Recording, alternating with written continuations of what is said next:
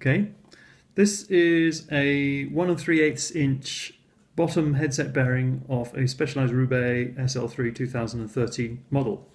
These bearings are ridiculously exposed to grit and water thrown up by the front wheel because these bikes are probably only designed for riding in California and not in wet and windy Lancashire. The bearings are very difficult to find and rare as hen's teeth and quite expensive, and Specialized will only sell you them as a pair, top and bottom, for £60. So we need to be able to take them apart and refurbish them.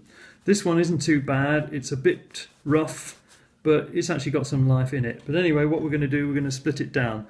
As you can see, it's only got a seal in the bottom face. The top face doesn't have a seal, which means that any water that runs down your steerer tube when you're cleaning the bike will go straight inside the bearing. But that's on our side because that makes it easy to open. We take a kitchen knife, we twist it, and that pops the bearing open. That exposes the rusty, manky inside. So what we're going to do now is we're going to take this all apart and we're going to clean it. Okay, so this is the bearing disassembled into 4 parts. That's the top race, that's the bottom race which fits in there, that is the plastic seal which lives in a groove in the top race, and that is the ball race which is in a disgusting, filthy condition.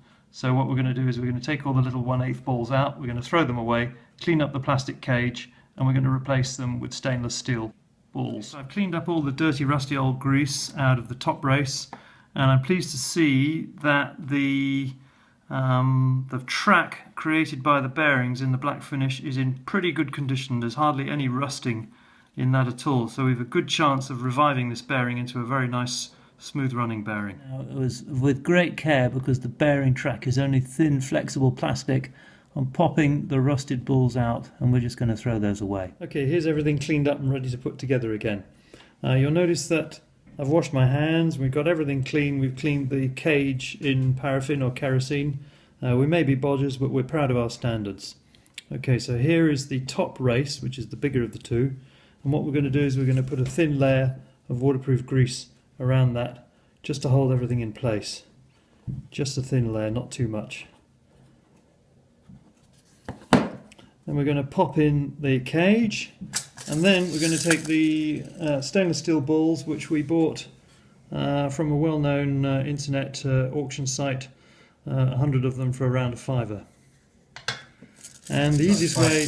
That's £5. £5 sterling. The easiest way I've found to do it is to tip a few of the balls into the middle of here, and then to start just positioning them into the little holes in the race like that.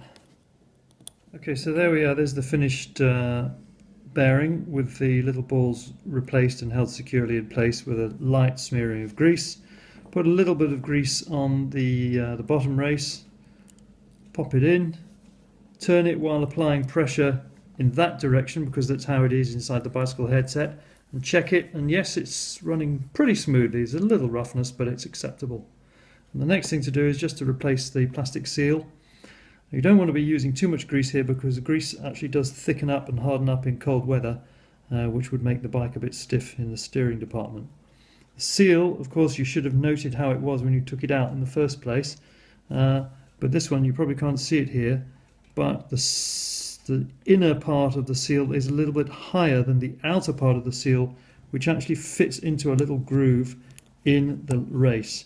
So all you've got to do is carefully pop it in, click it down like that, and that's the whole thing reassembled and finished, and you've saved yourself £60.